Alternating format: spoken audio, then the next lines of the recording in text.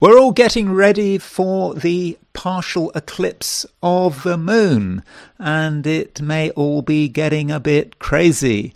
My name is Archie Dunlop. This is Talking Astrology with Archie, and it is Thursday, August the 27th, 2026. Tomorrow, Friday, there is a partial eclipse of the moon. In fact, if you're in much of the United States, the partial eclipse of the moon will in fact be this evening. So there is a lot happening, and I think the build-up to the partial eclipse could be quite major, and it's something that we do have to take into account, regardless of our sign. So in this video, I will start by looking at the overall astrological picture, and with particular reference to this build-up, and I will actually briefly look at the horoscope of Dolly Parton. She has just died. I've never really looked at her chart before, so I thought it would be just an opportunity to have a quick look, because her chart is, in a way, quite surprising. But I'm not going to spend too much time on Dolly Parton, and if you're not interested, you can just skip that section. And so, having done that, I'll be going through the 12 signs, and I will finish this video with an I Ching reading. So let's start off by looking at the astrology for today. So here is a chart set for noon, New York time, August the 27th, 2026. So the moon is in late Aquarius, really very late Aquarius. So the moon is at 28-23 Aquarius, making a conjunction to the North Node. So moon in Aquarius conjunct the North Node. That aspect is a reminder that the North Node has changed signs. The North Node, at least the true North Node, went into Pisces. Went into Aquarius at the end of July, and I think this might be the first Moon North Node conjunction since the sign change. So it really sort of drives it home. There is a difference between North Node in Pisces compared with North Node in Aquarius. The North Node is about the way forward. What is the right way to do things? And so in Pisces, there was the emphasis on the emotional side of things, perhaps being sort of empathetic, sort of showing empathy. But with Aquarius, there's a harsher feel. The North Node has moved from a Jupiter-ruled sign, Pisces, to a Saturn-ruled sign, Aquarius. And so with Moon in Aquarius conjunct the North Node, it's not that we have to be harsh or unpleasant, but a degree of objectivity does matter. We don't want to get sort of emotionally tied up with things just before the moon changes sign. And at the same time as this, we have some quincunxes. So yesterday, when I did the reading for Wednesday, I talked about the finger of fate, the fact that the Sun was quincunx Neptune, Sun was quincunx Pluto. Neptune and Pluto are in sextile, and I talked quite considerably about this finger of fate. Well, we've still got a finger of fate. In fact, Mercury is involved now, so you could say that the finger of fate is even stronger than it was yesterday. So you've got an exact Sun-Mercury conjunction. There it is, and it's sextile Neptune, sextile Pluto. So I don't want to repeat what I said yesterday, but Neptune and Pluto represents this heavy multi-generational influence. It's a multi-generational influence because everyone born after the Second World War has a sextile between Neptune and Pluto. It's a very long-lasting aspect, and it's difficult to manage. It's difficult to grasp. Neptune is about how we integrate into things, how we become part of something wider than ourselves. But Pluto, wants to wants to really potentially look after itself. It's quite a powerful transformative energy. And so having Sun and Mercury having a Sun-Mercury conjunction linked up with the Neptune-Pluto sextile means that, many of us just may be just looking at this world and what's happening in this world with a sense of confusion and just, I don't know, just confusion and, well, awe might be one way of looking at it, but despair might be another way. Why? Why is it why is it happening like this? Why are people behaving like they're behaving? With particular reference to people who should know better, like politicians and so forth. They don't seem to have any awareness of what they're doing. Of course, the reality is that politicians are being controlled by the wider universe. When you're a politician, particularly a senior politician, like a president of the United States or the president of Russia, you're not in a position to make your own decisions. You are, in a sense, a tool of the cosmos, and that's just the way it is. And so, having a lack of comprehension and worry is it's quite natural. And as soon as we read the newspapers or watch the news, we feel that worry, and I think everything is conspiring to make us feel worried. And so that is a way in which the Sun-Mercury conjunction could work. I mean, Mercury is the way we think. It's about our cognition, and so it's in Virgo. It's a nice place for Mercury to be in, but it can be just really, really, really confusing. Even so, now there is a theory that Mercury actually benefits from the conjunction to the Sun because it's a cazimi conjunction. So a cazimi conjunction is when Mercury or any other planet conjunct the Sun is within 17 arc minutes of the conjunction. So that is a very small period. I don't know off the top of my head. It's less than a 1,000th of the circle. So it's when it's very closely conjunct the Sun, and the idea is that when that conjunction is sufficiently close, the planet conjunct the Sun actually benefits. So you could say that Mercury is super strong right now because it's making a cazimi conjunction. I'm not entirely convinced by that theory, but if we want to make some effort to use the Mercury cazimi conjunction, it's important to have very clear ideas. We need clarity, but at the same time we don't want to be close-minded. So can we be clear? Can we be completely focused on what needs to be done without being close-minded? I mean, that is really hard. I mean, maybe it's possible, but for many of us with this Mercury conjunct the Sun, we might feel that something is just preventing us from thinking straight. We can almost think straight, but there's just something, it's just too much. And it's not just the conjunction of the Sun. It's the fact that Mercury is quincunx Neptune and quincunx Pluto. And as I was saying yesterday, these are really quite heavy-duty energies. Now, the Moon does eventually move into Pisces. So the Moon moves into Pisces at 4 minutes past 8 in the evening, London time, which is 4 minutes past midnight. Sorry, 4 minutes past 12 past midday in California.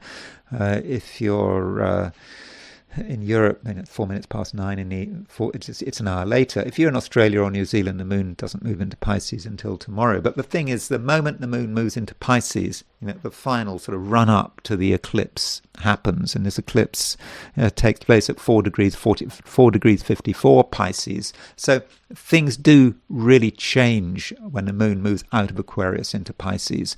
The Moon is moving into a water sign. It's moving towards an opposition to the Sun in Virgo, and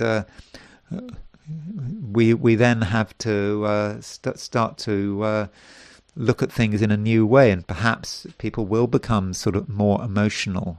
But the emotion and the the material, because Sun in Pisces, opposition to Sun in Virgo, they do clash with one another, and this is a clash that we're going to have to deal with. But in the process, we might understand the truth of the matter. But I don't really want to say much more about the eclipse today, because in my next video, my video for Friday, I will be going into detail about this partial eclipse of the moon.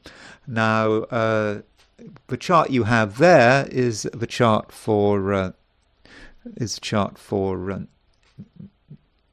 New York. If we set this chart for Sydney, Australia, the moon is, as always, is earlier in the sign, but the moon is at 21 degrees Aquarius. So that really does underline the fact that the moon does not go into Pisces at all today. What the moon does is it simply moves towards a conjunction of the North Node. So having moon in the North Node in Aquarius, if you are in Australia or New Zealand or East Asia, that perhaps talks about the need for objectivity. It's in an air sign for being sort of logical and not being too hasty. I mean, the moon is void, of course. Is that right? Yeah, the moon has made its last major aspect before leaving the sign. So yeah, if you are in Australia or New Zealand or East Asia, I don't think a huge amount is going to be happening today in a direct way. But I mean, I think that in terms of general experience and how one is feeling psychologically, I think that you still feel the same sort of build up to the eclipse that everyone else is feeling. And then there is the heliocentric picture. This is when we, of course, put the sun at the center of the solar system. And so the Earth is at 4 degrees Pisces, so the Earth is always opposition with geocentric Sun. So we got the Sun is in Virgo geocentrically, which is the same as the Earth being at the Earth in Pisces, Earth at 4 degrees Pisces heliocentrically. So the Earth has just made a square to Uranus, and it's moving on to a square of Mars. So there is the Mars-Uranus conjunction. The midpoint between Mars and Uranus is about 5 degrees Gemini. So tomorrow, Earth will be exactly square the Mars-Uranus midpoint at the same time as the eclipse. Now, that might indicate that tomorrow, Friday, maybe even today, as Earth gets closer to that midpoint, that could be quite hectic. It could represent events, the news flow, just a sense of the dramatic. I don't think it's going to be particularly easy. But maybe if we want to assert ourselves with the Earth making a square to the Mars-Uranus midpoint, we can. But then, what are the results going to be? I mean, the results might not be entirely fortunate. Oh, in fact, of course, it's not just the Earth square the Mars-Uranus midpoint. You've got Mercury there as well. So we know that the Sun is conjunct Mercury geocentrically, but heliocentrically, the Earth is opposition Mars. It's the same aspect shown in a different way. And this Earth-Mercury opposition is, it's on the Mars-Uranus midpoint. It's squaring Uranus. It's squaring Mars. So from a heliocentric view, actually, today looks rather disturbing. It's in a way, it's more disturbing from the geocentric view. And so it underlines what I'm saying. The run-up to this eclipse really could be quite crazy. And before I turn to the 12 signs, I just want to have a quick look at Dolly Parton's horoscope. She has just died. I don't know anything about her, but of course she's incredibly famous. You have to know kind of vaguely who she is. And here is her horoscope. So Dolly Parton was a Capricorn, just she had her sun at 29 degrees 26 Capricorn, and she has her moon in Virgo just. So her moon is at 0 degrees, 0 degrees 58. So she's got both the sun and the moon just in earth signs. So yeah, that does indicate someone who probably is quite down to earth, and is in her own way quite practical. She doesn't have any personal planets in fire signs. I mean, she's got Pluto in Leo, as anyone born in 1946 would have, but there are no personal planets in fire signs. Jupiter and Saturn are not in fire signs, so there is a fire deficit. And it's always interesting how you evaluate someone who has no fire in their chart, because it can work in two different ways. Sometimes if you think you've got no fire in your chart, you can be sort of quite flat and sort of uninspiring, and there's no get up and go. But there can also be a compensation feeling for having no fire. If you've got no fire, that's something you're looking for. So if you don't have it in yourself, you want to find it in your environment. So in fact, people with no fire in their charts can actually come over as being quite larger than life. I mean, obviously there are other things going on with no fire, but I don't want to spend too long on her chart. But the thing that really is quite shocking, surprising about the chart is the fact that she's got a conjunction between Mars and Saturn. I mean, a really, really close conjunction between Mars and Saturn.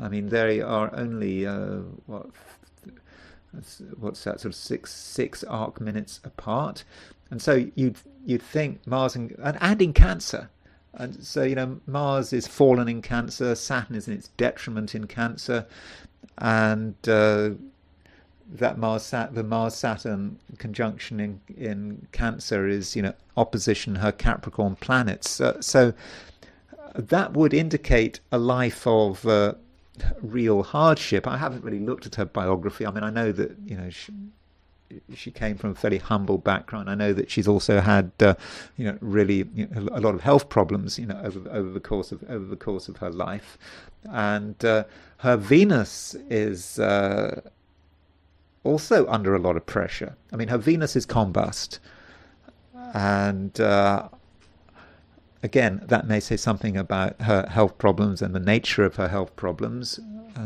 And so it's combust, it's opposition Venus, it's opposition Mars, it's opposition Saturn. So there's a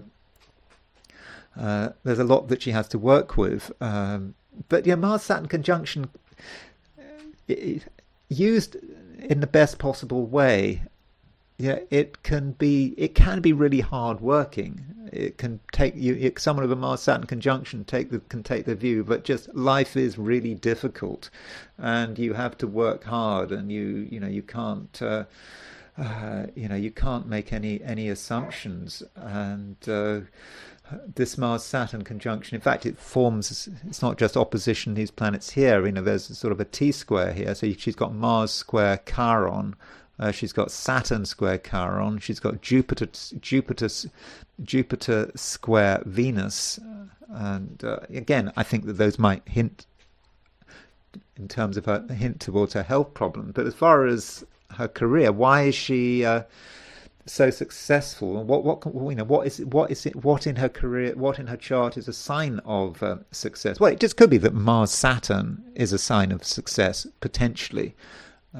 The ability to really work hard. If you see life as being difficult, maybe in a sense that that gives you an advantage. And additionally, Uranus is on the midheaven. She's got the North Node and Uranus in Gemini, and perhaps that Uranus on the midheaven gave her the desire to really stand out and perhaps in her own way do something quite unusual. Now, as far as her death is concerned, so she had her 80th birthday at the beginning of the year. And so if you go for annual profections, that means that when she hit 72, which is a multiple of 12, Virgo, the perfected ascendant was Virgo, and her Mercury was the ruler of the year for 72. So we add 6 years. So when she was 78, the opposite sign was Pisces, so that was Jupiter. Then we go 2 years afterwards, 78, 79, 80. That takes us to Taurus. And the ruler of Taurus is Venus. So her perfected... her annual perfection ruler, her annual ruler is Venus, and her Venus is really in bad shape. The fact that her Venus is conjunct the Sun, the fact that Mars and Saturn are making an opposition to her Venus. Now that Mars-Saturn opposition to her Venus might be a bit wide. I mean, it's 6 degrees apart, but if we sort of use whole signs and just go from one sign to another rather than looking at the exact aspect, I think you can see why her Venus is a problem. And so the moment she hit 80, her Venus did become prominent, and maybe that sort of explains why she died when she died. I mean, that's certainly a possibility. And in terms of a secondary directions, secondary progressions, her progressed Sun, if we look at her solar arc directions, there's her solar arc directed chart. So her progressed Sun was at 20 degrees 12 Aries, and so it was moving towards that square of Mars and Saturn. So by the beginning of next year, the Sun would have been progressed Sun would have been exactly square her Mars and Saturn, but it seems that she died before that square was exact. But maybe that is connected with the fact that this is a year that is ruled by Venus, so that might certainly have a link in terms of her death. And from a Vedic perspective, I mean, I'm really not going to talk much more about Dolly Parton, but from a Vedic perspective, here's her Vedic chart. And so you can still see Mars-Saturn conjunction very much there. This time from a Vedic perspective, it's in Gemini. But she did change dasha on, I think, in December of 2025. So remember, in Vedic astrology, you have these huge sort of periods of time, 9 periods of time together. They last 120 years. So she moved into her Saturn dasha. I think it was on December the 2nd of 2025. So as she changed dasha, I think it was. Let me just check that. So as she changed dasha, and it is a big event, because a dasha change is major, because dashas they do last so long. So her Saturn dasha seemed to coincide with her death. So December 2025, she enters her Saturn dasha, and within less than a year she dies. So maybe you can see her death in there. I mean, as far as transits are concerned, I mean, I did look at the transits. I mean, I didn't see anything completely spectacular, although she does have her Sun. If you could look at her Sun, she does have her Sun at 2 degrees. She had this. She at the time of her death, of course, there was a Sun-Mercury conjunction in Virgo, and this Sun-Mercury conjunction was hitting her moon in the 12th, and that Sun-Mercury was Sun-Mercury conjunction in the 12th house, hitting her moon, and that seemed to quite closely coincide with her death. Sorry to be so hurried on Dolly Parton, but I mean, I didn't want to spend too long on her. I have other things to talk about. So now I want to turn to the 12 signs. So these are my forecasts for the 12 signs for today, which is Thursday, August the 27th, 2026. Aries. the eclipse is getting very close. Indeed, tomorrow we have the partial eclipse of the moon. You can perhaps see what's going on in the sky. If there are no clouds, of course, if it's dark, the moon is really getting very full. And this partial eclipse, I think it is a big deal, for everyone, not just for Arians. And it can be a time when something is starting to become clear. And sometimes that can be a great thing, can't it? If we see the truth of a matter, then it can just make things a whole lot easier. But in your case, it might be a little more complicated than just seeing the truth of the matter.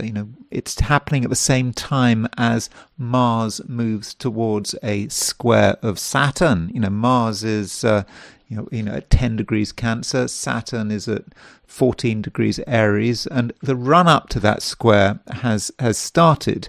And right at the end of the month, August the 31st, September the 1st, that's when the square is exact. And certain things, Aries, might now be starting to weigh in on you.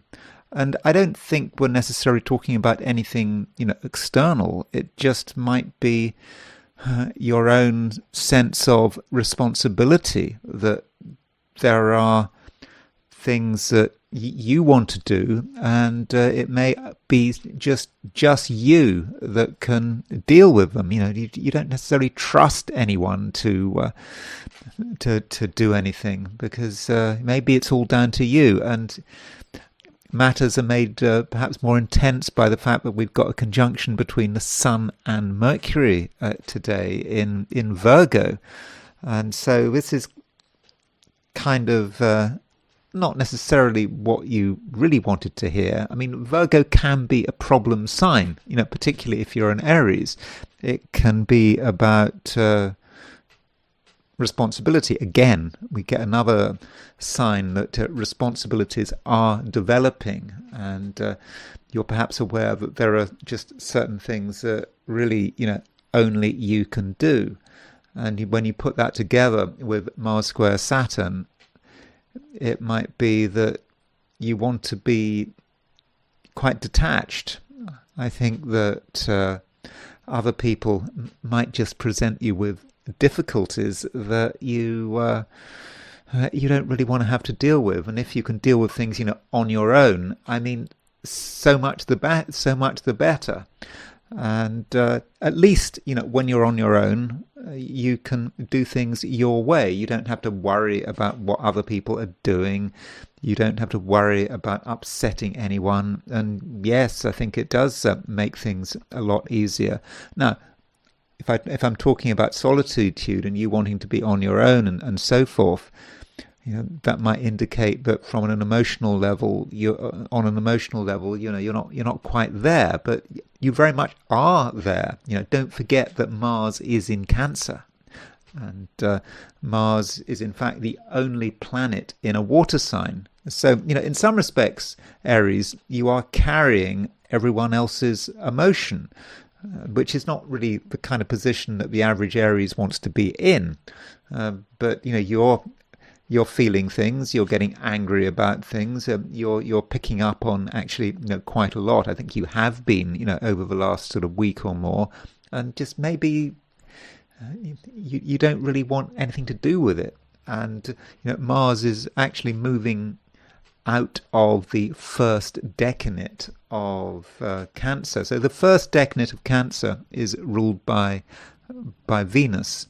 The central decanate of Cancer, which Mars is just moving into, is ruled by Mercury. So there is a subtle but very real change going on.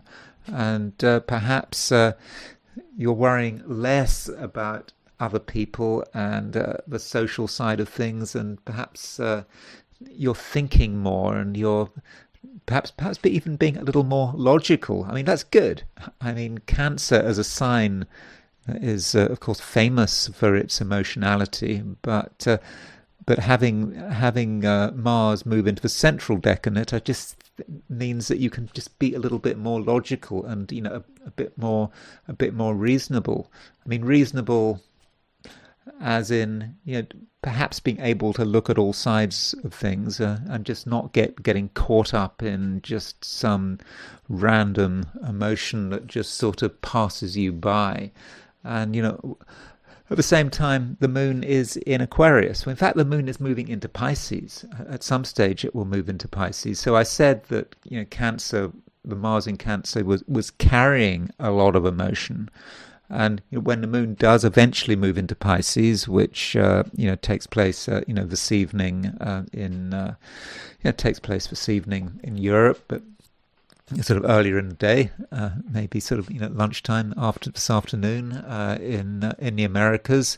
In fact, it's just after 4 minutes past noon in California that the moon moves into Pisces. So when the moon moves into Pisces, that might mean that there's less emotional responsibility, in the sense that other people are taking up some of the emotional slack, and that might be a time when you can retreat to some extent. Again, retreat is not a word you normally associate with Aries, but sometimes it just might be the best thing to do. It's not because necessarily that you're being threatened, it's just you'd be happier not having to deal with other people and their problems. Besides, you might, Aries, just have things that you just need to do in the run-up to this eclipse.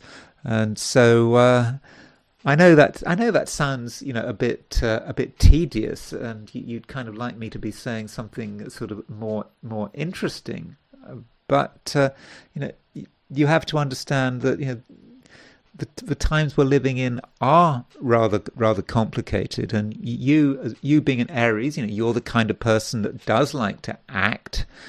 You don't want to have to plan. You don't want to have to explain. You just want to do whatever you like, and that normal Aries trait just may not be working as well as usual. And this is really intensified, as I've already said, by the fact that Mars is moving towards that square of Saturn. But there is a plus side to Mars making that square to Saturn, between now and the beginning of next month, the beginning of September. It does mean that you can be more in control. I think that you can be more disciplined, and you can also really stick to what you believe in. And the question is, do you need anyone right now? Do you need outside help? Do you need to be in a position where other people can find you? And possibly not. And it's kind of quite suitable and quite convenient that it's happening now.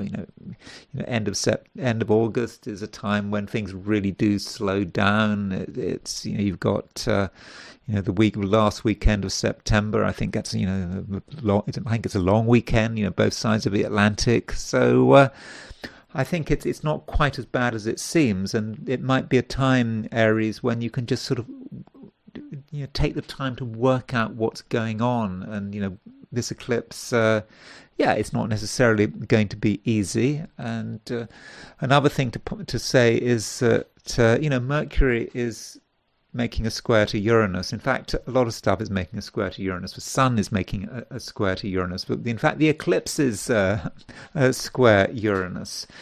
And if you are put in a position where you have to deal with other people, where there are people around you, where you have to interact with them, then you might just say things which you don't necessarily mean. I mean, Uranus is in Gemini. Uranus is in a part of your chart which is connected with communication. And sure, Aries, you've got a lot to say, and if the time is right, the things you say can be very effective. But is the time right? And I'm thinking that it might not be, and that you probably want to keep your thoughts to yourself.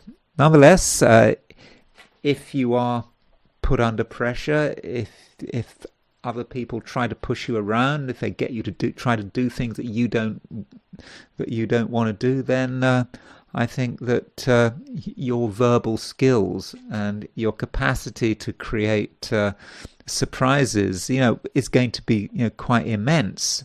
But do you want to get into that position? Do you want to get yourself into a position where you are, having to defend yourself verbally, or indeed go on to the verbal attack? Yeah, you might sort of be able to win the argument and get the other side to retreat. Yeah.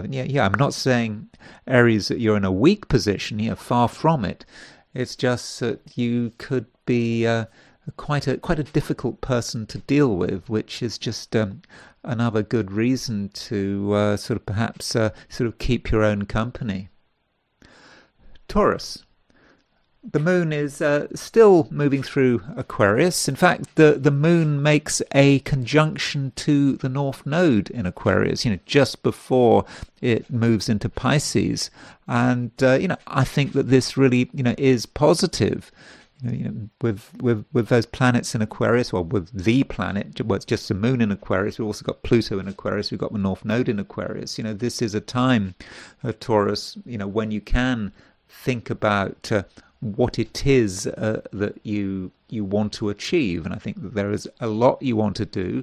And I think it's also a time when you can be really quite sort of broad-minded. Think about how you want to achieve your goals, and what do you need to do. It might be that if you just stick to what you have and what you know and what you trust, well, that might not be quite good enough. On the other hand, if you can bring something new into the equation, I think I sort of might have mentioned technology, or being prepared to at least try something new. It just might make a big difference. And because the moon is conjunct the North Node, it's probably the right thing to do. It's about you looking at the future and indeed becoming part of the future, before the moon moves into Pisces. And so, when the moon moves into conjunct the North Node, well, it kind of depends where you are. And, if you're in the Americas, perhaps you need to get going as early as possible, because in the last half of the day, the moon does move into Pisces. So there is a bit of a change, and you perhaps find yourself becoming sort of more distracted. The moon moving into Pisces, it's a mutable sign. But if you're not in the Americas, if you're in Europe, the moon doesn't go into Pisces until this evening. If you're in Australia or New Zealand, it doesn't go into Pisces until tomorrow. So I think Taurus, really think about what it is that you want to achieve, and don't slow down. Just because it's late August, certainly in the northern hemisphere. It's, I don't know, in America and Europe, people are winding down. Perhaps before the weekend, last weekend of August and all that kind of stuff. But there are still things that you want to involve yourself with, and perhaps you won't get outside support. Perhaps you have to do things your own way, but I don't think it really matters. I really do think that you have what it takes, and at the same time, you are going to be able to express yourself very well. And if something needs to be said, Taurus, I think you really can get the words out, and your sense of detail right now is probably going to be sort of better than usual. Because you know what matters. You know what okay. You know what's unimportant. You know what's surplus to requirement, and so you focus on what needs to be focused on. And I think that you can really get a good result. And so, what you're doing is you're preparing yourself for the eclipse. Of course, tomorrow we've got the partial eclipse. And I think that this partial eclipse really is important. A couple of weeks ago we had the total eclipse of the sun. People got excited about that total eclipse, but I actually think that this partial eclipse, is actually going to be be more important, more heavy duty even than the total eclipse. That is because this eclipse does involve Uranus. We've got the Sun square Uranus. We've got Mercury square Uranus. When the Moon goes into Pisces, that will be a square Uranus as well. And I think that already you're starting to feel the eclipse, and you're thinking about what actually is it about. And part of what it might be about is your own independence and how you define it. You're already wanting to do things your own way, but the question is, to what extent do you involve other people, your friends, your colleagues, your associates? Do they need to be involved? And the answer is perhaps not. Perhaps you can do things in your own way, at your own pace, at least for the moment. And you certainly, Taurus, have definite ideas about the way things should be organized. You have a vision of the way things should be, and I don't think you have to worry too much about other people's visions. I mean, everyone has got an idea. If you ask someone how something should be done, they'll give you an answer. But that answer could just be quite confusing. So perhaps you should just hold to your current course, for as long as you can. I mean, things will change in the end. Particularly when the Moon moves into Pisces, when you're actually in the final run up to this eclipse. And of course, this eclipse is something that I will definitely be talking about tomorrow when I do your horoscopes for Friday. Gemini. In many respects, Gemini, it is quite a complicated day. I mean, it's a complicated day for perhaps everyone, and things have been getting complicated. I mean, I did the horoscopes yesterday for Wednesday, and it was certainly uneasy. I mean, I think that yesterday, Wednesday, was uneasy, and I think that I felt that uneasiness when I was doing the recording for all of the signs. And part of the problem is that Mercury has been making quincunxes to Neptune and Pluto. I mean, it is making a quincunx to Neptune and Pluto, and additionally, the Sun is making a conjunction to Mercury. So you've got the Sun and Mercury, right together. In other words, Mercury is combust. And so, this feeling of combustion, which has been building up for the last couple of days, is now really hitting home. And of course, I'm a Gemini. I'm actually feeling quite combust at the moment. I really am. And so, combustion is perhaps about being sort of burnt up by the sun. I mean, not literally burnt up by the sun, but there's just something getting in the way, something just preventing you from expressing yourself in the way you'd like. And the more you try to express yourself, sometimes the more difficult it is because of this combust situation. Now, Mercury is in Virgo, so Mercury by and large is in a strong position, in its own sign. But when it's conjunct with Sun, it can just be too much. And so that may say something about how you should respond to ongoing events. Mercury is not just making a conjunction to the Sun; it's making a square to Uranus, and of course tomorrow, Friday, we have a partial eclipse of the Moon, and this the Moon will be opposition your Mercury. So the more you try to get out and about, the more you try to be yourself, the more difficult it becomes. And so it might be, Gemini, that the best thing to do is really to do very little. Now, there may be particular activities that you really believe that you must do, particular initiatives that you regard as being essential, but if you try to assert yourself, you might be disappointed. The harder you try, the more difficult it becomes, and it It might feel that you're hitting a brick wall, or you're only able to see something just halfway through. You have a big initiative, you have something you want to do, you think the time is right, and you do it, but somehow it just doesn't come together. Even if you thought it was going to come together, it doesn't come together. And for sure, that can be frustrating. But it's only frustrating perhaps because you're doing something that maybe sort of fundamentally you shouldn't be doing. It should be left until later, or you should work on it. You should fine-tune your strategy. And furthermore, Mercury is making a quincunx to Neptune and Pluto.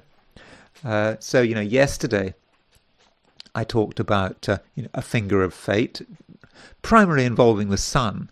But today there is also a finger of fate. In the run-up to the eclipse, with Mercury, quincunx Neptune, Mercury quincunx Pluto, and you are trying to integrate the energy of Neptune and Pluto.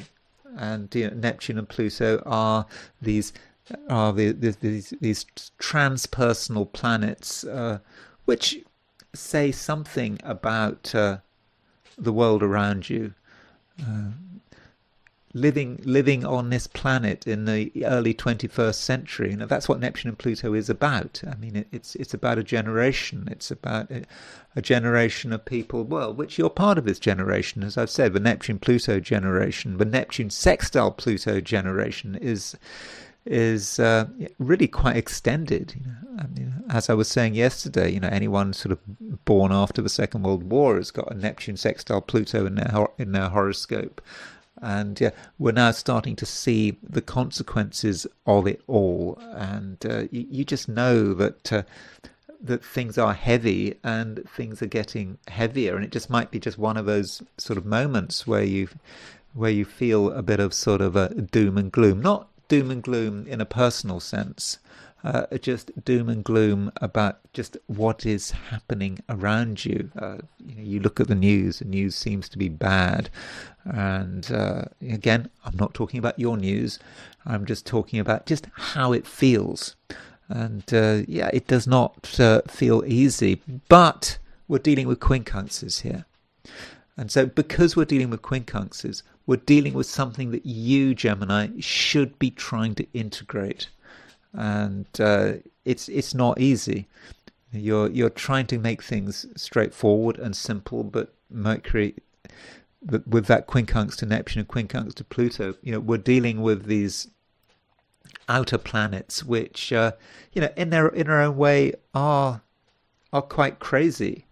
They're not easy to understand. They're not easy to verbalize, but they do represent a change which is ongoing.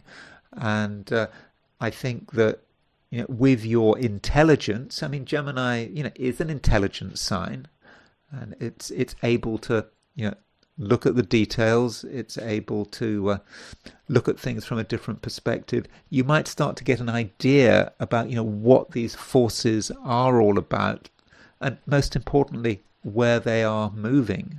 What is the next stage, and in fact, what can you do? And I think that is an important point. Your mind, in some respects, might be ahead of everyone else. You can think forward into the future, but the trouble is that when you think forward into the future, you might be aware of your own limitations and also perhaps humanity's limitations as well. And perhaps that's a good place to be, even if it doesn't sound good, because you're not going to try to do something which is completely impossible. So Gemini, I'd love to say that it was going to be a simple day, but you have to remember, we've got an eclipse coming up, and this eclipse I think is quite serious. And don't forget that this eclipse does involve Uranus. Uranus is moving through Gemini, and Mercury is making a square to Uranus. Sun is making a square to Uranus. Tomorrow you're going to find that the Moon is making a square to Uranus, and Uranus is actually the key to everything. I mean, I'll talk more about this tomorrow. But, Uranus in Gemini, Uranus is about doing things differently. It's about having a unique approach.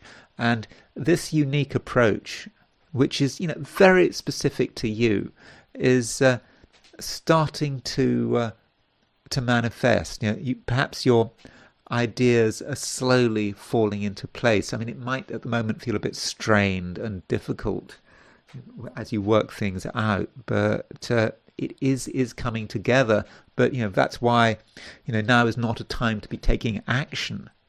Any action should be taking place at a mental level, trying to work things out. And I think that when the eclipse becomes exact tomorrow, it just can be a moment of truth when you see the situation for what it is. But most importantly, you start to understand your role, and you understand what you can do. And you might then decide that you have to do things differently. You might have to be quite disruptive not just in terms of other people's lives, but also in your own life. Something maybe has to change, something has to give.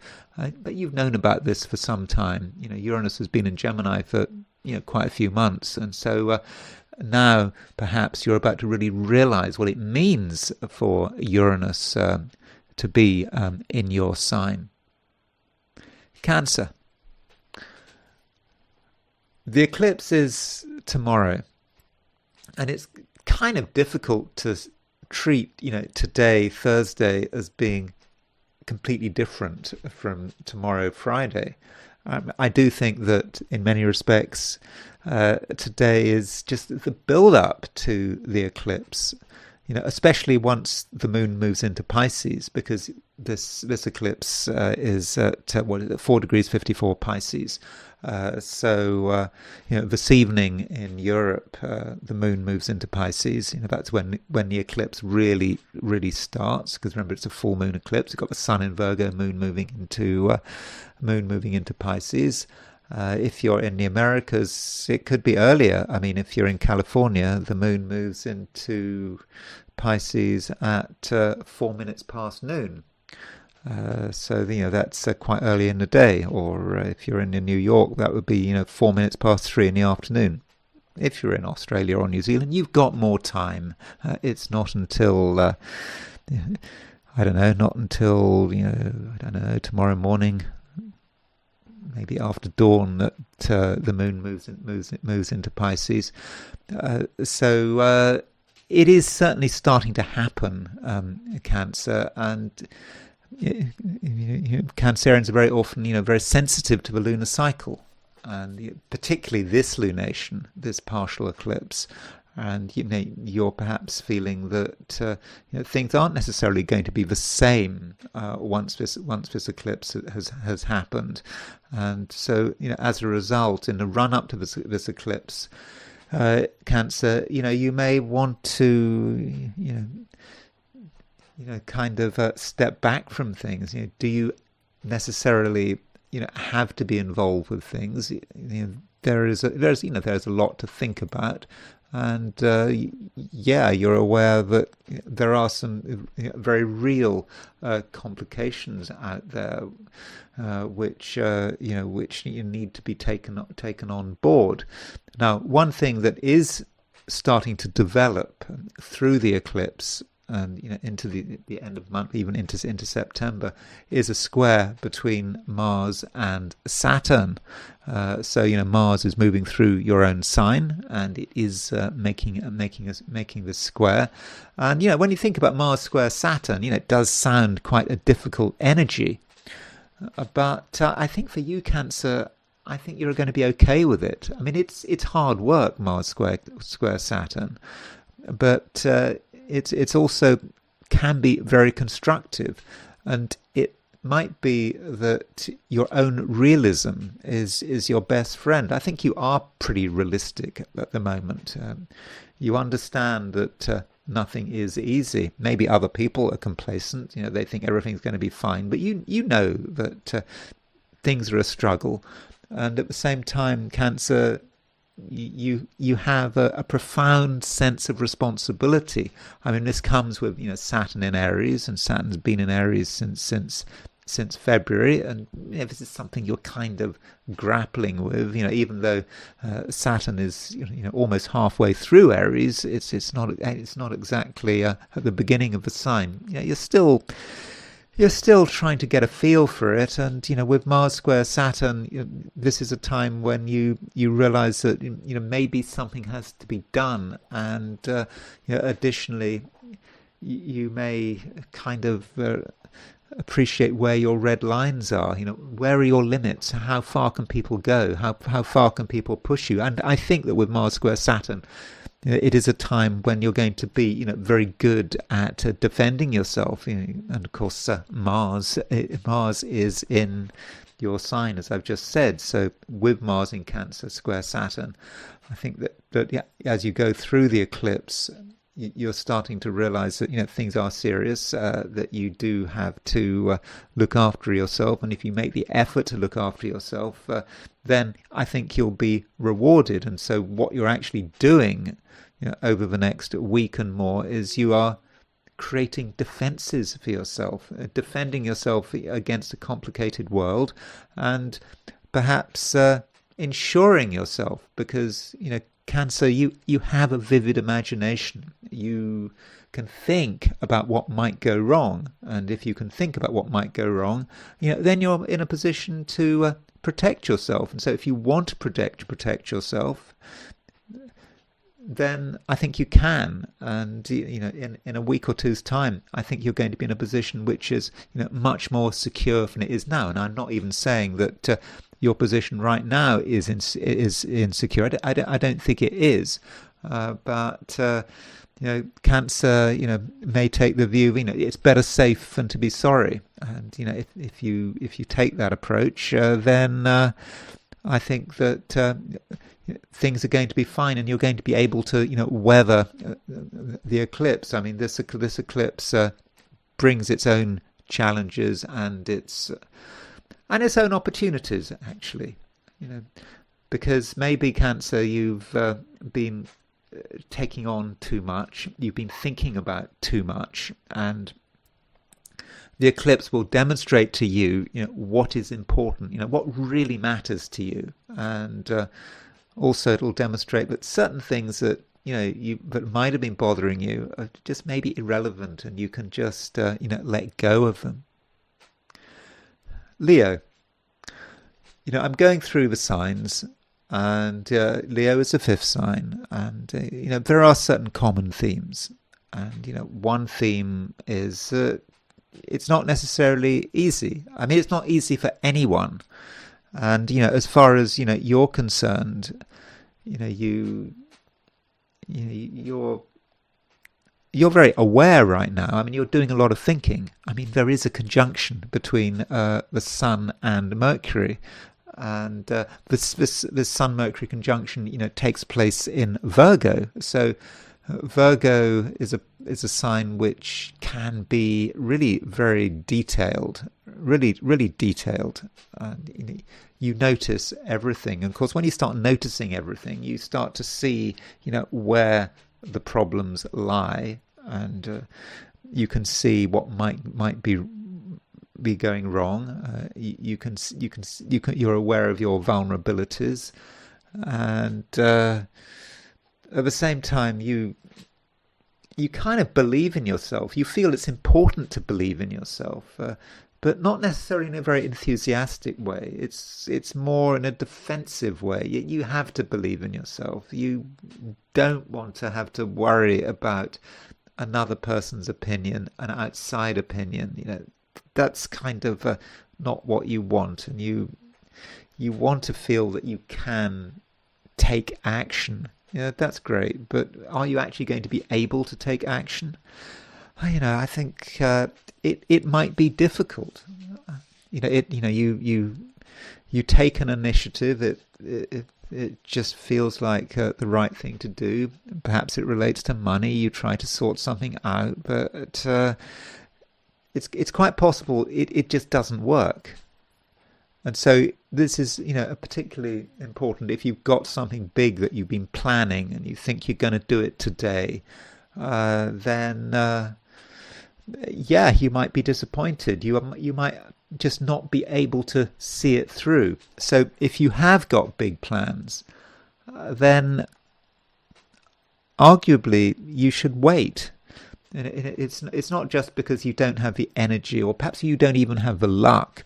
It's just that there are things that you potentially don't fully understand. And we've got the eclipse coming up. It's a full moon eclipse. That's tomorrow.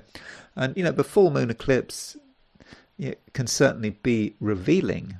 It can tell you about the real situation, how things are potentially complicated. It might also tell you something about your finances and the state of your finances. I'm certainly not indicating that there's any major sort of financial problem or anything like that, but you might just find yourself looking at the financial side of things, as I think you might have been doing, ever since the sun, went into Virgo, a few days ago. And of course, you've now got the Mercury in Virgo as well. And while Mercury in Virgo is a great place, Mercury rules Virgo, and all things being equal, that should be, quite good from a financial perspective. The problem is that today Mercury is making a conjunction to the Sun, and this goes back to your own feelings of your own power. You want to be powerful, you want to be in control, but if you try too hard to be powerful, you might end up shooting the messenger. The information is perhaps available, but you don't want to see it. It may be that someone is kind of a bit dazzled by you and they don't really want to involve themselves with you, so they keep quiet, and as a result you don't find out about something, and this thing you don't find out about could be important. So I think, Leo, it really does matter that you are open-minded. You should make a special effort to listen. I don't think you necessarily want to listen, but I think you should really try. And listening is not just about dealing with people, on a face-to-face level. It's also about just looking at the information coming your way. The information coming your way, but you see things in your environment. You see things going on.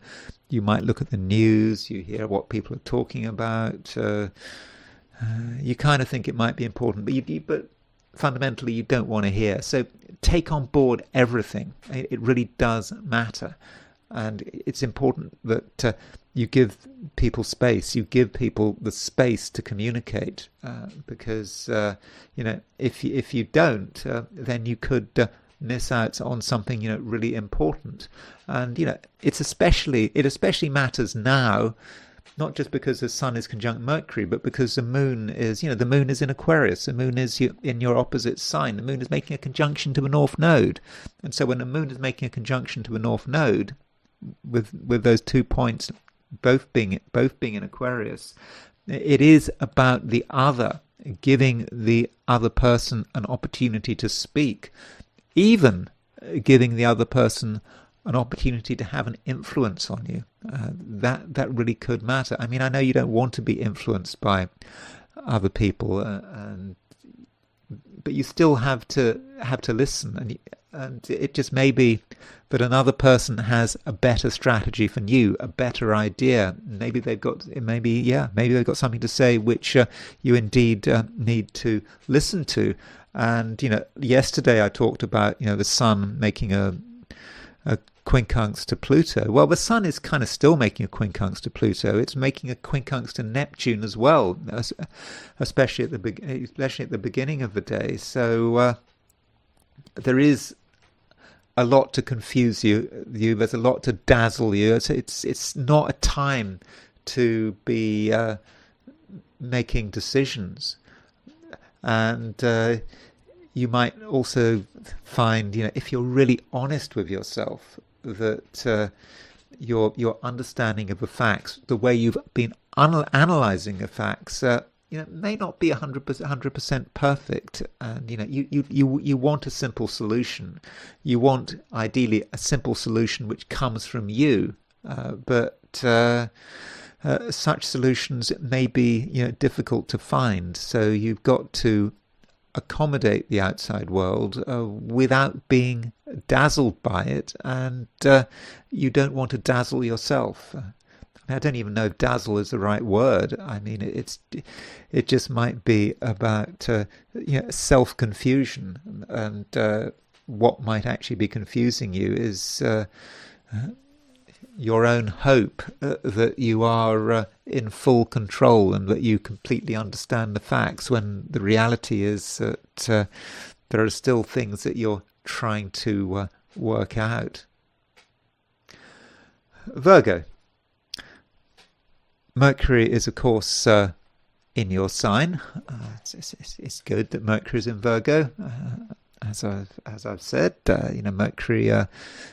Mercury is strongly placed, but it's conjunct the Sun in Virgo, so that is a double dose of Virgo. And this this brings us to the Cazimi debate.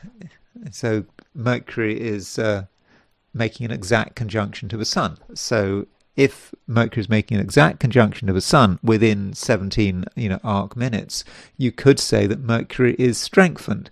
There is a view in traditional astrology that when a planet is close to the Sun, it's weakened, but when it's really close to the Sun, it's actually strengthened. It's because the planet is on the same wavelength as the Sun, and that is certainly happening.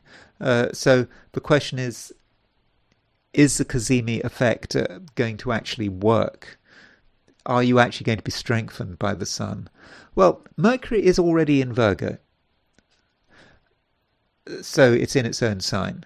So you have a natural strength, and I think it is possible, provided you are completely focused, you don't take on too much. I mean, that can be a problem with Virgo, because Virgo is a mutable sign, of course, and so it moves from one place to another, and Virgo can be very responsive to other people's needs, and that's true. But if you're over responsive, if you go all over the place, then this conjunction between Mercury and the Sun could just be really bad news. You could just be completely confused, and you may not be able to see the wood for the trees. On the other hand, Virgo, if you decide that there is just one thing that you're going to concentrate on, it's something that you know well, you understand what's going on, and you're not going to be distracted, then I think that this Cazimi conjunction to the Sun really could work for you. And actually, you might be someone who is really quite sort of powerful and dynamic.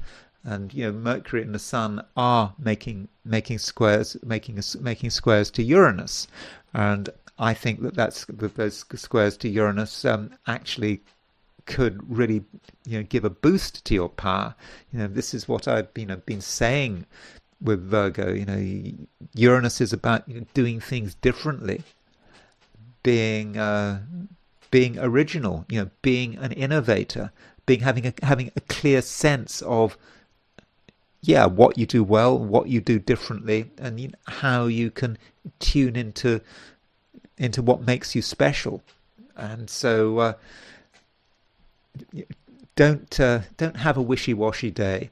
I mean, if you have a wishy-washy day, you're going to get nowhere. But if instead you are just completely concentrated, you understand that things aren't easy, then I think that you can make progress. Now, if there's anything in particular, Virgo, that you want to do, perhaps there's a single action you want to undertake. If you don't take this action seriously, if you're half-hearted about it, then the chances of this action working is probably very low. On the other hand, if you take the view beforehand that it is going to be hard work, that you're going to have to give it everything you've got, and you're able to really use the force of your personality, perhaps the force of Uranus, the fact that Mercury is moving towards a square of Uranus, then, I think that you can actually see your advantage through, because I think you do have an advantage. And I think part of the advantage is the fact that, I think that today in general is difficult. I think it's difficult for everyone. But maybe you, Virgo, in a quite sort of a gritty way, can actually stand out. You can perhaps take a difficult situation and just turn it around in your favor. But you have to be really tough about it and be realistic. And that is certainly something that Virgos can do. You take the view that nothing is guaranteed, that you're going to instead, rather than just be complacent, you're just going to just cover things from sort of every angle. I mean, when I say cover things from every angle, I'm saying that you have an aim. There's something you want to do. You really want to make this thing happen. So you consider all possibilities for potential failure. And if you cover things from every angle, then I think that you can see your success through. Now, how do you feel when you are successful, when you are making progress? You may not feel very happy because it's that kind of day. It's difficult to celebrate. Plus the fact that we've got the run up to the full moon eclipse, and this full moon eclipse is, it's pretty serious. It involves Uranus, and of course, when you've got a full moon eclipse, that means you've got the moon in Pisces, you've got the sun in Virgo. The moon does move into Pisces this evening in Europe, this afternoon in the Americas, and so when the moon moves into Pisces, that does kind of change the emphasis of the day. Moon in Pisces, the sign Pisces can be, very much about other people, and it just could be at a certain stage in the day your focus switches to relationships, and you start to think about what role people have in your life, and how much power they have, how much power you want them to have, and how you can assert your independence. And for sure you can assert your independence, in quite a major way. But then there is the question, Virgo, how far do you go? Because it is possible to be too much of an extremist, to take something so far that it could cause a lot of damage, particularly interpersonal damage. And I think that is something I'll discuss tomorrow when I talk about this partial eclipse of the moon. Libra, it's not necessarily a particularly easy day for everyone. So, you shouldn't regard yourself as being singled out. And in fact, compared with other people, it's quite possible that you have a better day than most. I mean, after all, Venus is still in Libra. Venus is in its own sign in Libra, and it's in your sign. And, Venus has made its opposition to Saturn. So, that opposition to Saturn wasn't great, but maybe you're slowly sort of getting used to the situation, and perhaps you're also finding your own strength. But it's still rather difficult. Everything takes time, and other people can still be a problem. One thing we've got at the moment, Libra, is a build-up to a square with Mars and Saturn. I mean, we've got build-ups to other things. I mean, we've got a build-up to an eclipse. Tomorrow, Friday, we've got a total eclipse of the moon. But as far as the Mars-Saturn square is concerned, because you've got Mars in Cancer and Mars is making a square to Saturn, I think this aspect could be problematic for you, and if you handle it in the wrong way, And it might be about how you are trying to assert yourself. There may be things that you're trying to get together, and it's not always easy, and you're very aware of how certain other people could mess things up for you. And so while I think that your overall position is strong, I think that if you don't keep an eye on what people are doing, then you might find that your ambitions are somehow thwarted. And so this Mars-Saturn square is developing over the next few days. It's exact at the end of a week. Now, it might be the case that you're not doing anything important. For example, if you're not working, if you're not engaged in I don't know, your career or a business, perhaps this Mars square Saturn is not going to be such a big deal. But if you're trying to proceed with your ambitions, whatever those ambitions might be, there might be obstacles, and the obstacles might just be about what other people are doing, what other people are suggesting. Maybe other people want attention, and you don't want to give them your attention, but you might still feel obliged. Being a Libran, you can sometimes feel a sense of obligation.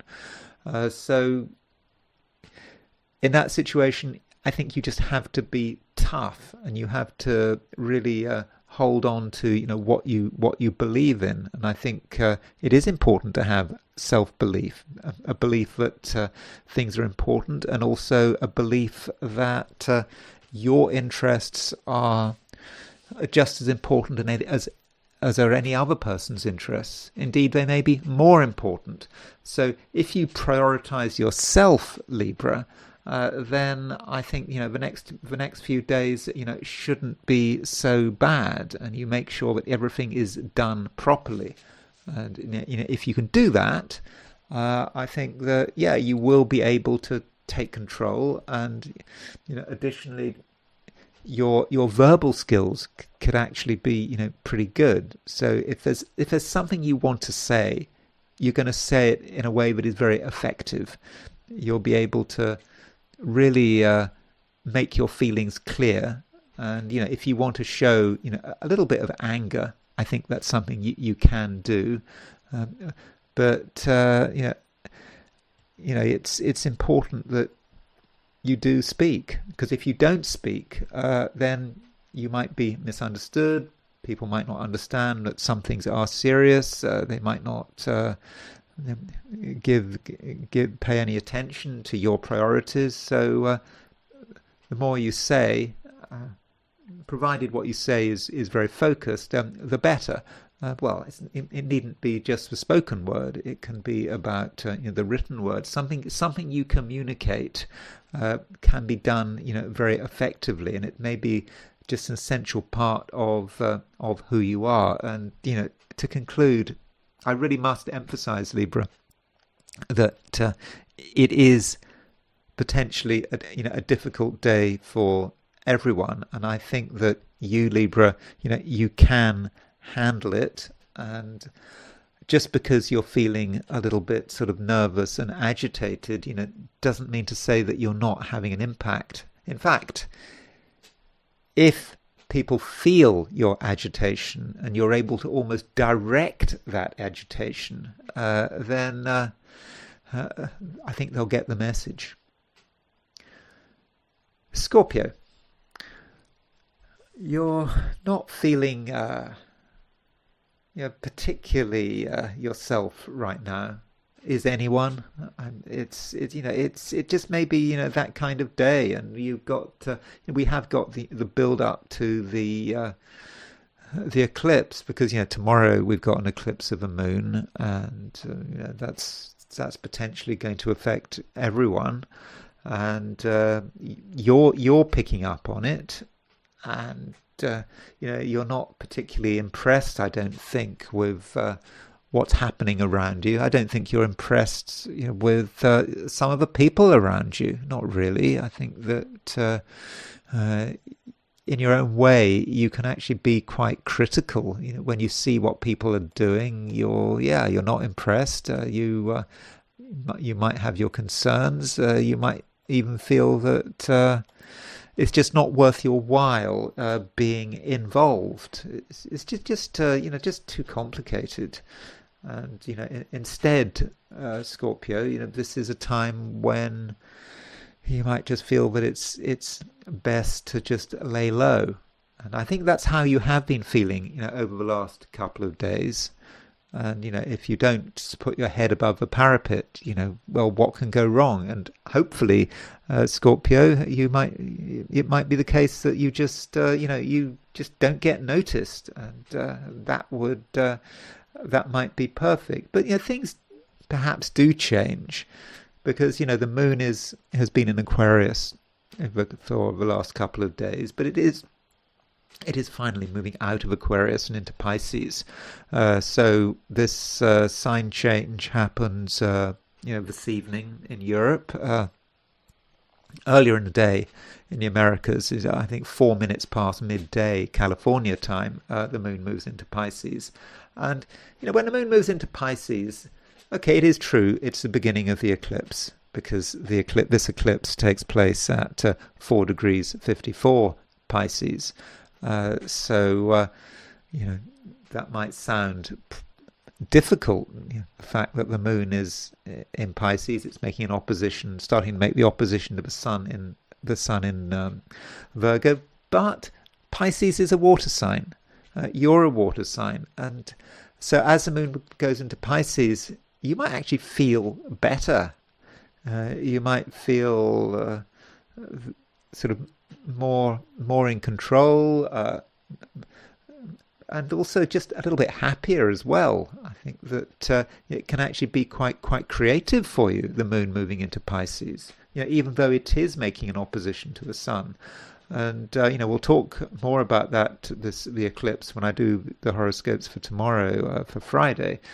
But broadly speaking, I think that it might occur to you that certain people are cramping your style, and being a member of society, has a problem because society has a particular view, it has particular standards, it wants you to behave in a particular way, and this full moon could really remind you of what makes you special, of what makes you different.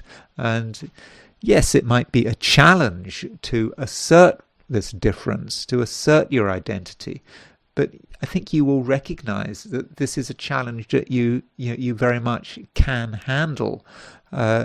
So in a way, what's happening at the moment might be quite strengthening, even reassuring. You perhaps recognize that you don't necessarily need other people, that you can do things your way, and in the process you can find what you're looking for, and you can get a real sense of personal satisfaction. And so that might be how the eclipse is manifesting. Additionally, Scorpio, I should point out that Mars is making a square to Saturn. And this Mars square Saturn, it's going to be exact at the end of the month. You can see that Mars is at 10 degrees Cancer, and Saturn is at 14 degrees Aries. So it's getting close. And when you got Mars square Saturn, it might seem as if that is about a developing frustration. I mean, that's what Saturn can be. It's something that just holds you back. And there's you trying to break free, trying to just clear yourself, of the clutter. Well, if we want to look at symbolism, just a reminder, Scorpio. But one of the symbols of Scorpio is the eagle. It's not just about the scorpion or the snake. There is the eagle aspect to Scorpio, and with Mars in Cancer, in a very sort of expansive sign from a Scorpio perspective, the eagle is the form that you should be focusing on, being able to sort of soar above, all the mess and all the chaos, maybe even soaring above the eclipse and just everything else going on in the world. But that Mars square Saturn kind of indicates, a certain amount of entanglement. The eagle is caught up in something. Maybe it's caught up in netting. You see all these wildlife videos. You never, because nowadays with AI, you don't know whether they're true or not. But you see these wildlife videos, and you see some animal caught in nets or fishing line or something, and you're like the eagle. Caught in fishing line or caught in a net, and you're trying to break free, and that might be Mars square Saturn, and Mars square Saturn might be telling you not just that you're trapped, but it might be actually telling you about how you can escape. And Mars square Saturn is suggesting that you escape through a bit of self-discipline, taking, not panicking, just looking at what is tangling you up, looking at the problems, trying to understand it, and once you've identified the problem, then slowly unpicking the knots, slowly removing all this stuff holding you back. Maybe this is stuff holding you back and you weren't aware that it had been holding you back, and it had just been developing. You thought things were okay, but suddenly you look around you and you're stuck in a net, or you're stuck in fishing line or whatever, and you have to slowly but surely free yourself. And I think that you can free yourself, but you need discipline, real discipline, not excessive discipline. You don't want to be pessimistic, because that is a problem with Mars square Saturn. I mean, Mars square Saturn can encourage you to see things in the worst possible light. I mean, Saturn can be a very pessimistic influence. At worst, you might think that you are so trapped that you can't escape. Certainly not as the eagle, and then you might think you need to go into a sort of a different mode. You might want to go into snake mode or scorpion mode as a way of dealing with the issue. But if you go into snake or scorpion mode, you're just accepting the situation, which is not really what you should be doing. So do take the time to free yourself, and I think that by early next month, I think that you should be able to fly free. Additionally, Mars is changing decanate, so you can see that Mars is 10 degrees 38 Cancer at noon New York time, so it's just gone past the first decanate of Cancer. So the first decanate of Cancer is ruled by Venus. The central decanate of Cancer, which Mars is moving into, is ruled by Mercury, and Mercury is suggesting that that's about you doing some thinking, being logical, and perhaps that's what you need to be. If you're over emotional, or if you're thinking too much about other people and their needs, well then you might get stuck. But I don't think there's any reason to be stuck. I think that things aren't as bad as they seem. I am being very negative, by the way, when I go through the 12 signs, and actually thinking about it, Scorpio. I'm probably being more positive with you than I am being with most of the other 12. So don't think I'm sort of being deliberately negative, or that I've got a grudge against Scorpios. I think that there is a real opportunity here, and I think the key thing is that what you should be striving for is to fly free, and if you can't fly free, find out what is preventing you, and I think you're going to be able to remove the obstacle. Sagittarius. There is a conjunction between the Sun and Mercury in Virgo. And this conjunction is arguably controversial. It's controversial in terms of whether or not it is a good thing. can something be a good thing or a bad thing?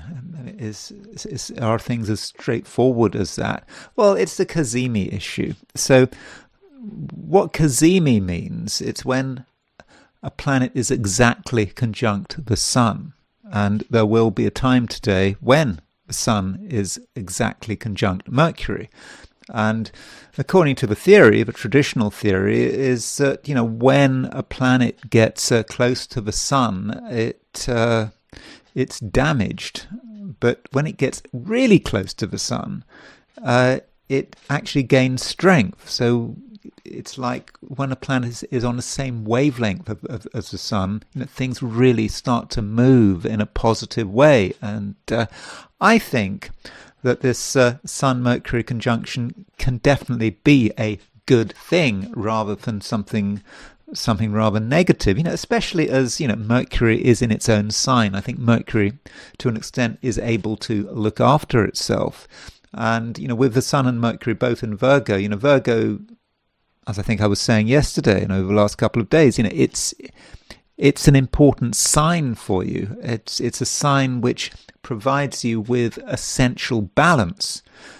So by that I mean that sometimes Sagittarius can just go sort of floating free on with its own ideas. Sagittarius can be a very spontaneous, action-orientated sign that can sometimes not be particularly grounded. I mean, it's boring, isn't it? To be just in one place all the time. Sagittarius wants to just keep moving.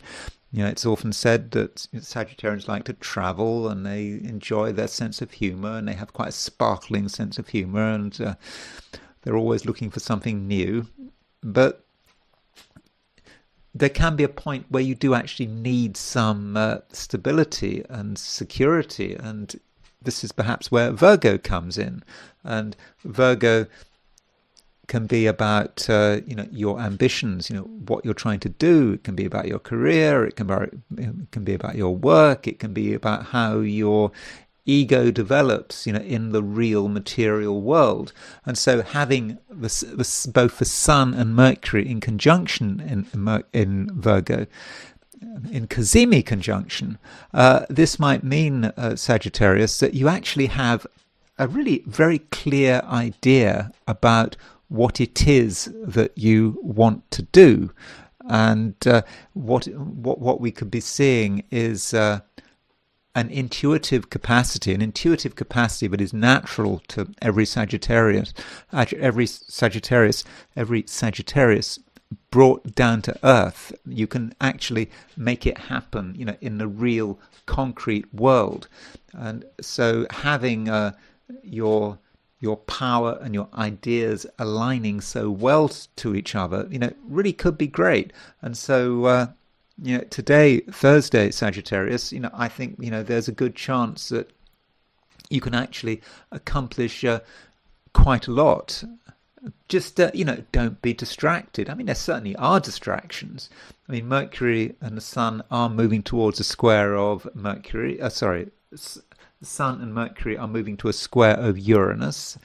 So, for example, you might look at what other people are doing, how other people are behaving, what they're suggesting, and that could kind of knock you off track, and you might feel a bit confused. But you don't want to be confused. You want to be very focused, and if you can be focused and you can ignore those distractions, then I think that really would be very helpful. And also Mercury is making both the Sun and the Mercury are making a quincunx to Neptune and a quincunx to Pluto. So when you're dealing with these quincunxes, Sagittarius, you're dealing with quite sort of heavy, high-level cosmic energies, which are to do with the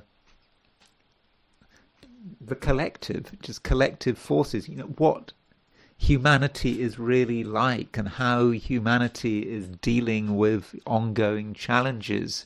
And it can certainly be disturbing. You just have to read the news or watch the news to see how disturbing it all is. It just seems that everything is falling apart. But it's not that you're falling apart. It's just the way the world is going. But you have to certainly accept the situation. You can't be naive about it. You have a certain kinship with your fellow humans, and you share what they share, and on a collective level, we all have the same experiences. We all have a sextile between Neptune and Pluto in our charts, because that is pretty much a constant now, having a Neptune sextile Pluto, certainly for anyone born after the Second World War. And so there is a sort of a collective experience, and that's something you're part of, but you don't need to be overwhelmed by it.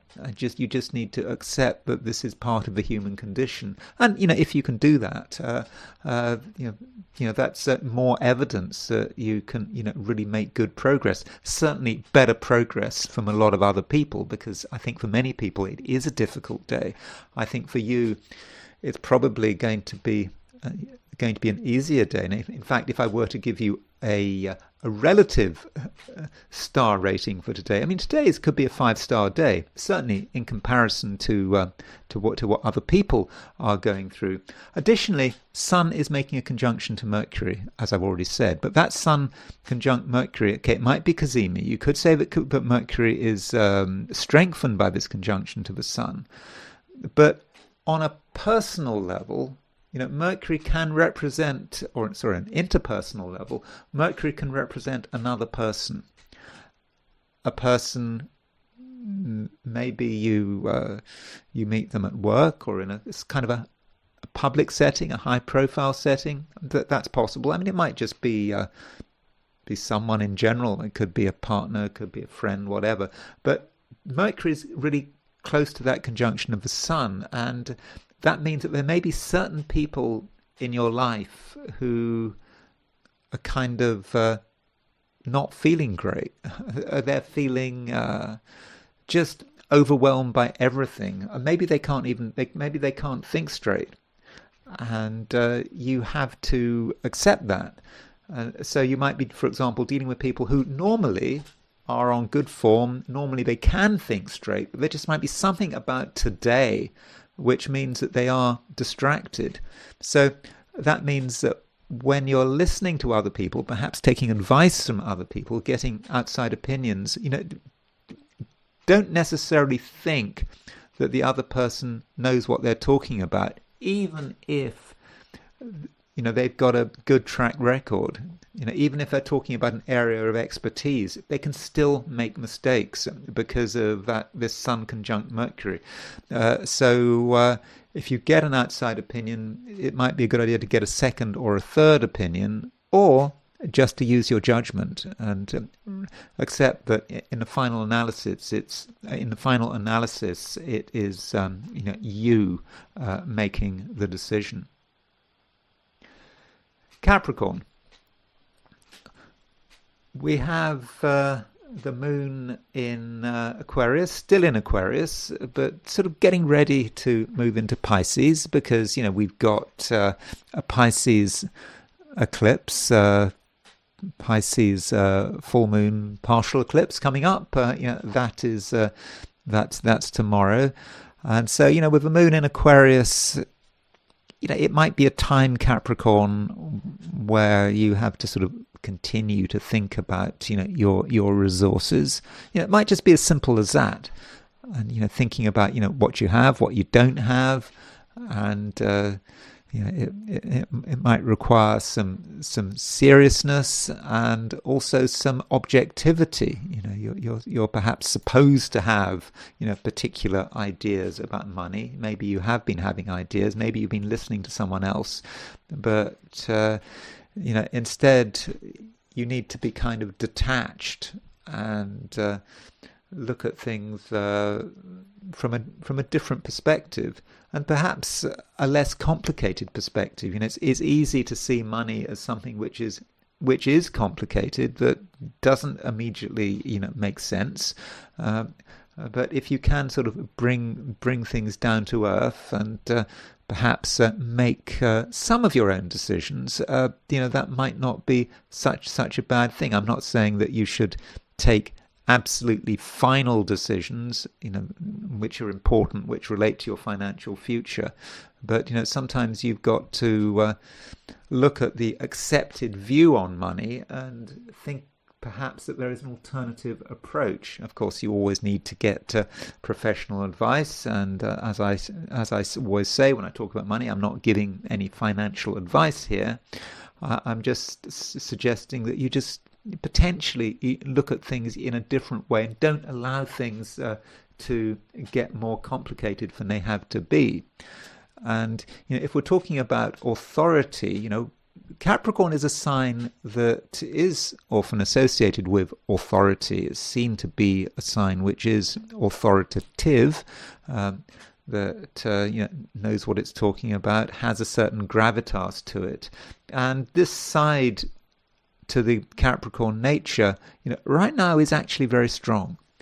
If there's something you don't approve of, then I think it should be quite easy for you to express your disapproval, but it might go further than this. I mean, the idea of being in control, having a degree of leadership, might not be appealing to you, because I think that there is always a modest side to Capricorn. You don't want to have leadership for the sake of leadership, but at the same time, you may recognize that if you want to get anything done today, you have to be the one taking the initiative. You have to be the one who is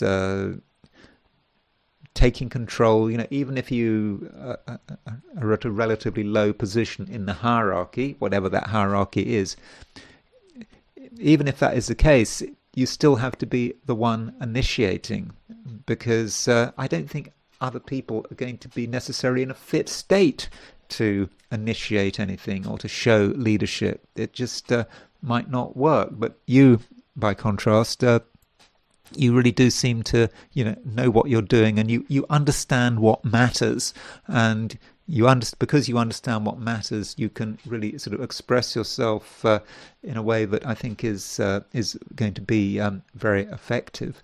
Now, at some stage in the day, it might be tomorrow if you're in Australia or New Zealand, the moon does move out of Aquarius and it moves into Pisces. So the moon moves into Pisces at 8:04 in the evening, London time, which would be 3:04 in the afternoon, New York time, which would be 4 minutes past midday on the West Coast, in California, for example. So that sign change, of course, begins the run-up to the eclipse. And, this eclipse is something I will be talking a lot more about when I do your horoscope for tomorrow, Friday. But, the eclipse is now here.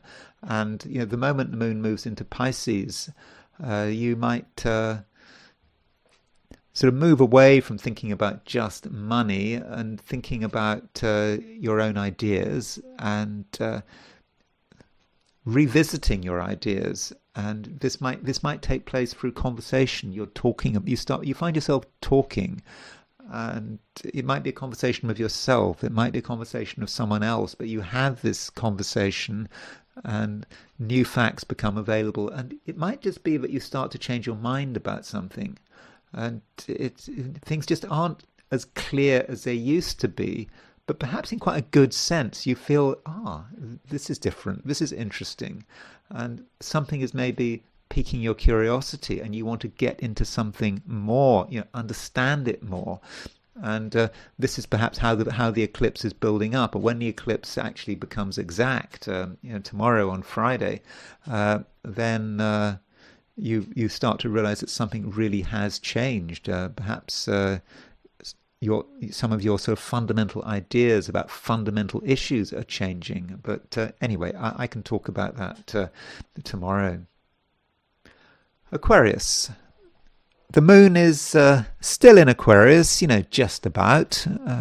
It leaves Aquarius on, if you're in Europe or Africa, it would leave Aquarius on this evening. If you're in the Americas, sometime this afternoon. Well, unless you're in Hawaii or Alaska, in which case this morning the moon leaves Aquarius. But with the moon in Aquarius, it does make a conjunction to the North Node, and having a conjunction to the North Node, I think is quite useful, because it reminds you of how things have changed, and because with the North Node in Aquarius, it is a time to be thinking about yourself and what you need to do, and what perhaps makes you unique. Because when you're talking about Aquarius, you can see Aquarius as a polarity, and you've got Aquarius, then the other side of Aquarius is Leo. So rather than thinking about yourself as an Aquarius, you could see yourself as an Aquarius Leo.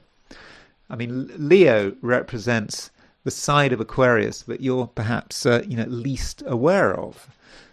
So Aquarius, if you look at the books, Aquarius is sometimes seen as being sort of objective and quite saturnine, and it likes its independence and doesn't make a big show of things. But Leo is, if you like, the shadow side of Aquarius, and the South Node is in Leo, and so with the North Node in Aquarius and the Moon conjunct the North Node, opposition the South Node, it makes you think about what makes you special, but it also makes you realize, I hope, that you don't actually need much in the way of praise and attention, even emotional support.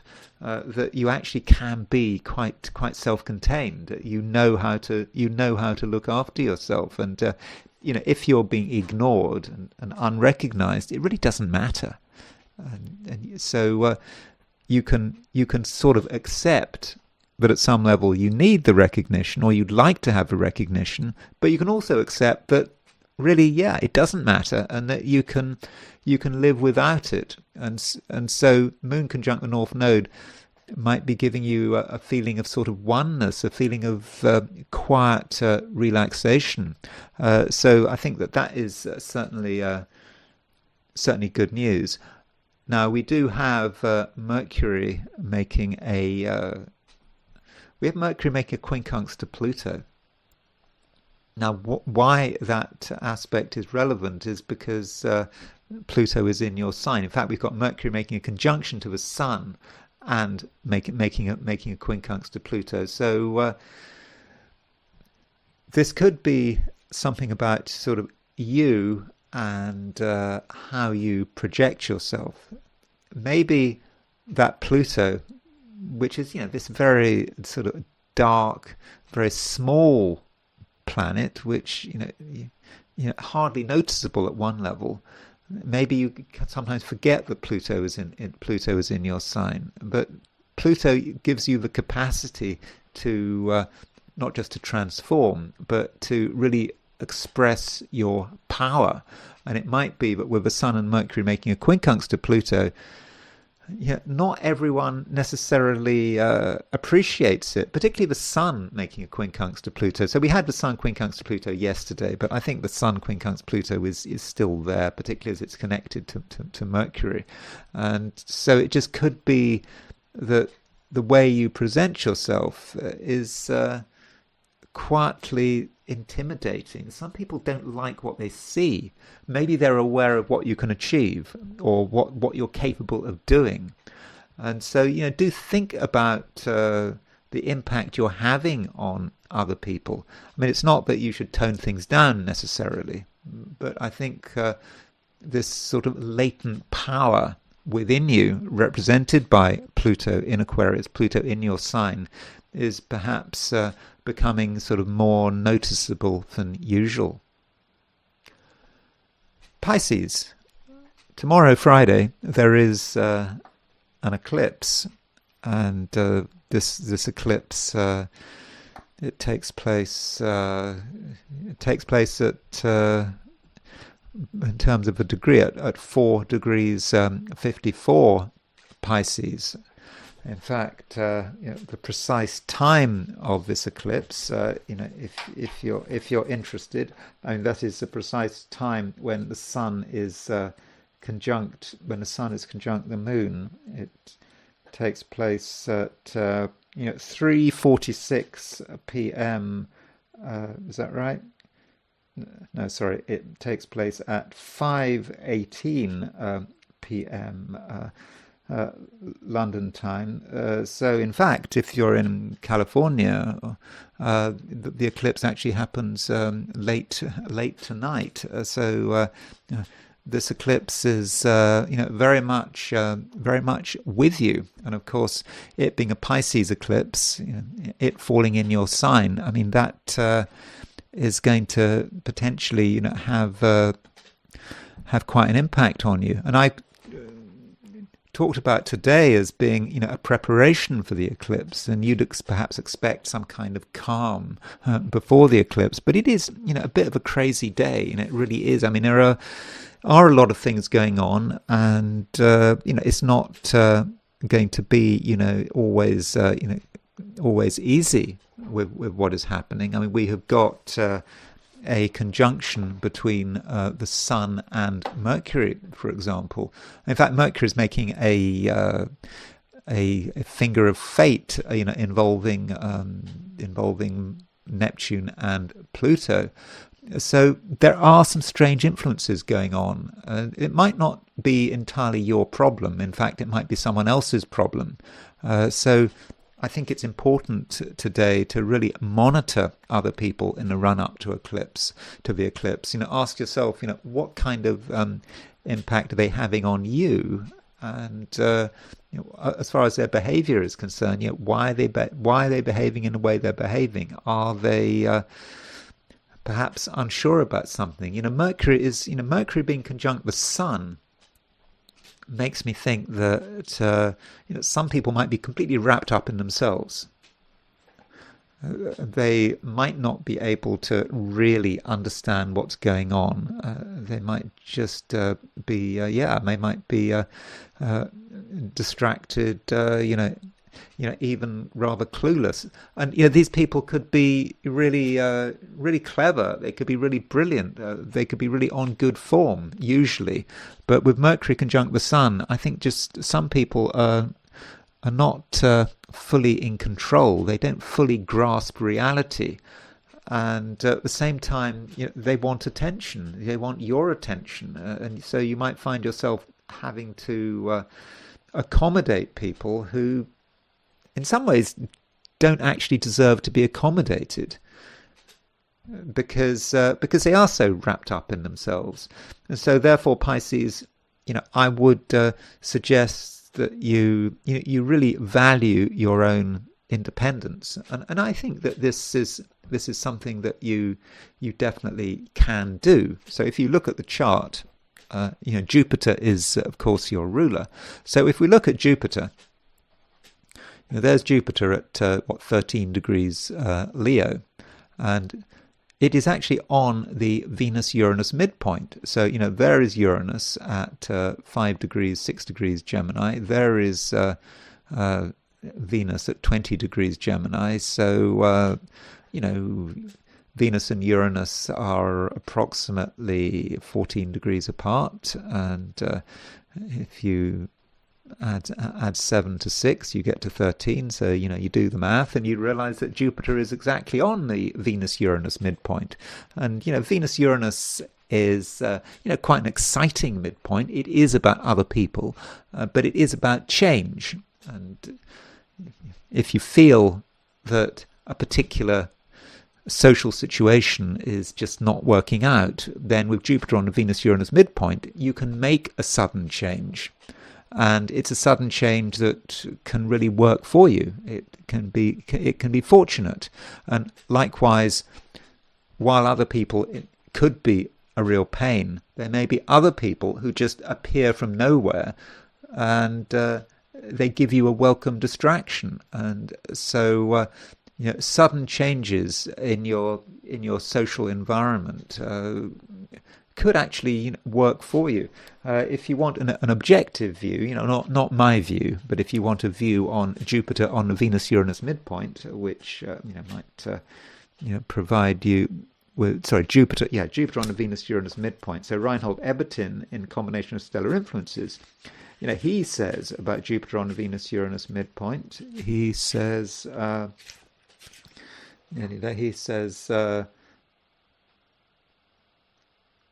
love of art, a sense of rhythm, inspired artistic receptivity, a sudden and passing happiness in love, artistic success, and birth. Well, that actually gives a slightly different view. I mean, I still stand to what I just said, but what Ebertin is doing, he's perhaps picking up on the artistic nature of Venus. And so you bring Venus and Uranus together, and you might say, well, this is a time when, your ability to create something wonderful and imaginative is really excellent. And with Jupiter in Leo, you have the patience, so you can combine the inspiration with hard work and patience, and wanting to do something that really is excellent, and so you don't necessarily need anyone else at all. Other people can do their own thing. They can be wrapped up in themselves, but it needn't bother you. And so Pisces, if you take Eberton's view, it may be the case that you really can have a creative day. And if you meet exciting and interesting people, well, you could just say that's just an extra. I mean, if it happens, it happens. If it doesn't, it doesn't happen. But I think that overall, it seems that it can be a creative day, and to get Mars is still in Cancer, and Mars in Cancer does represent a very sort of creative energy for you. You can put your energy into creating things. And in fact, there is an argument to say that the fewer people around you, the more creative you can be. And those are my forecasts for the 12 signs. And now it's time to look at things from the viewpoint of the I Ching. So I asked the question, what is Thursday going to be like for those watching the I Ching section of this video? And the first hexagram I got was hexagram number 34, which is the power of the great. So, this is certainly talking about your power. You can be powerful, and you can really assert yourself, and you can get a sense of really what you can do. But just because you feel powerful, it doesn't necessarily mean that you are immediately going to be able to get results. Now, this hexagram, it does have two moving lines. The second line moves and the fourth line moves, and the second line is about things starting to move. Now, if you have been listening to my descriptions of the 12 signs, you will have noticed that things have potentially been quite frustrating. It's been actually quite difficult to get things done. There have been some really quite problematic aspects. We've got the run up to the eclipse, and we've got Mercury quincunx, Neptune, Mercury quincunx, Pluto, Mercury combust, Cazimi combustion. So it seems that there are a lot of reasons why we can't get things done, and certainly in my forecast of some of the 12 signs, they've actually been quite negative. But with the second line moving, it does indicate that things are happening, that after perhaps a period of frustration, the I Ching talks about sort of gates opening. At least I think it's the Wilhelm translation talking about gates opening. Perhaps something which has really held you back, something that has shut you out, is finally starting to move, and that's good.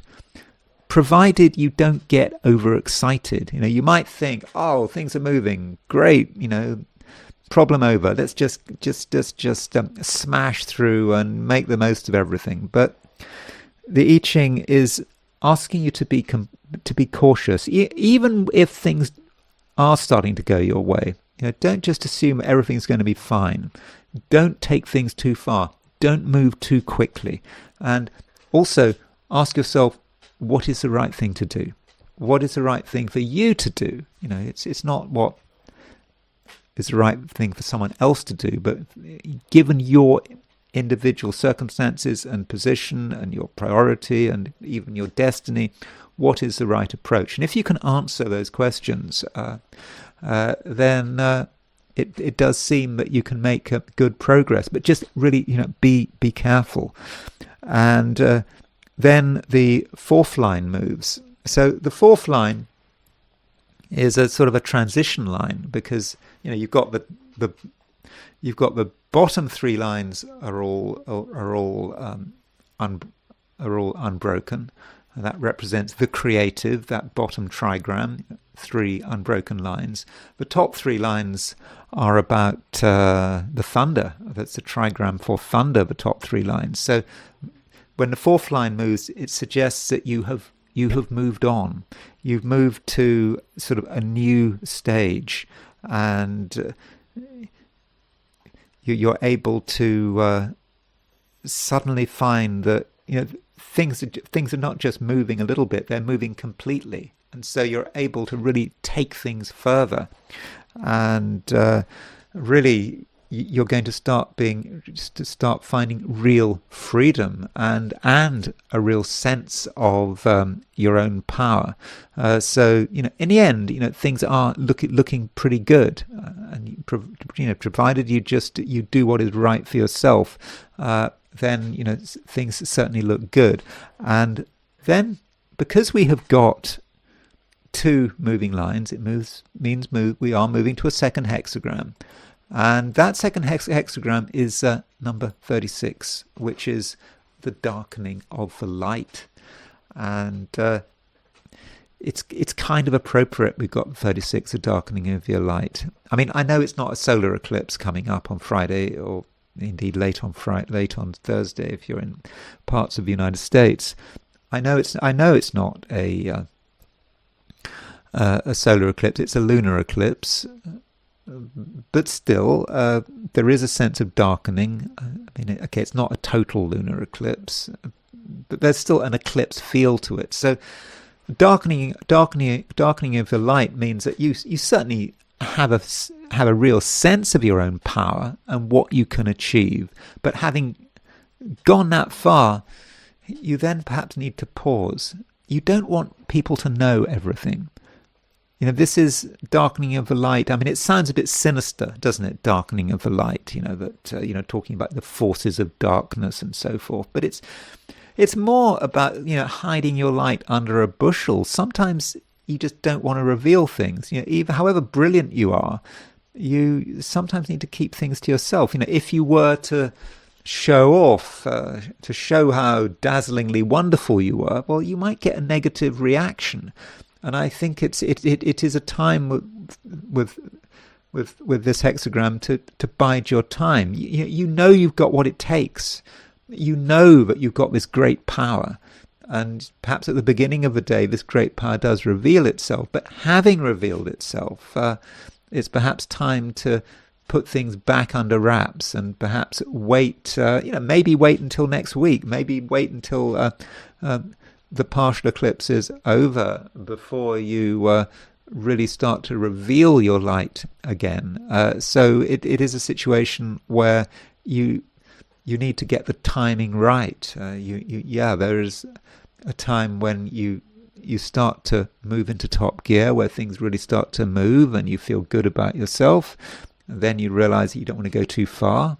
You perhaps feel that it's time to back off a bit, not to show off, not to reveal yourself, and then you wait, and things will change. But it can't be taken away from you. Your own brilliance is always going to be there.